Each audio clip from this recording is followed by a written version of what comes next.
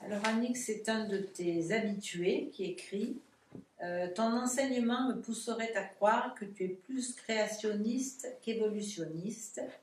Où est l'Adam dans le Cro-Magnon, le Néandertal, l'Homo sapiens? Quand survient-il dans l'histoire?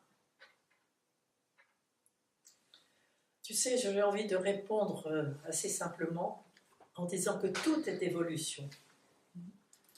Que tout est évolution. Que c'est mort et résurrection continuelle de la moindre cellule. Tout est évolution.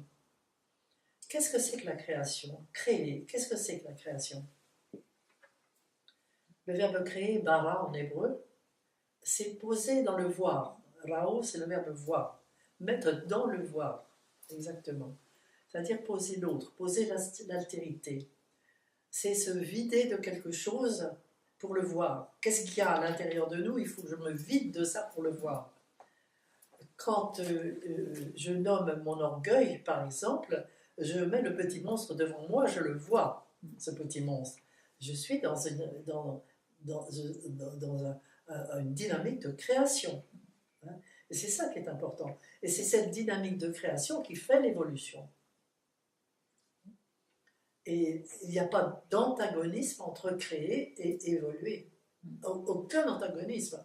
Tout est évolution, et en effet, depuis les plus hauts des temps, ça c'est certain, depuis le plus profond des temps, jusqu'à aujourd'hui, où évidemment, l'homme commence seulement à percevoir qu'il y a une autre dimension de l'être que la dimension animale.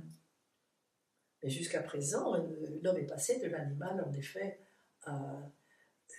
tu sais, dans la Bible, c'est très très net, n'est-ce pas? Quand il y a toute cette description de la création animale, car l'animal est vraiment créé, il y a les rampants de la Adama. Mais nous sommes encore complètement identifiés à ces rampants de la Adama. Nous sommes ceux-là, nous sommes des rampants. Et ce qu'il faut, c'est que nous, aujourd'hui, nous commencions de comprendre que nous avons un devoir de verticalisation. Le verbe amod en hébreu qui est très très fort, ce verbe verticaliser, n'est-ce pas? C'est comme un enfant quand il vient de naître, il va rester quelques mois à être rampant par terre.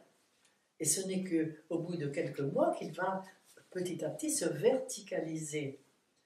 Et à ce moment-là, seulement il atteindra la parole. Parce qu'on ne peut atteindre la parole que par la verticalisation de l'être. On dégage à ce moment-là toute la dimension phonatoire du corps, et puis les mains qui se libèrent, n'est-ce pas aussi, parce que les mains, c'est le verbe. C'est le verbe, la main. La main yad, c'est le yod, c'est le verbe. Tu vois? Et c'est ce que nous sommes en train de faire sur un plan plus subtil aujourd'hui.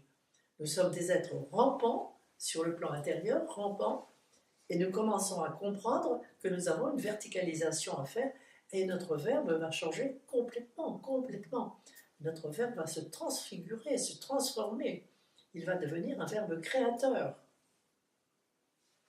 Dans la suite de la question, ce que j'entends, c'est que cette personne demande est-ce qu'il y a eu un Adam à qui Dieu parlait et où se situe-t-il dans l'histoire?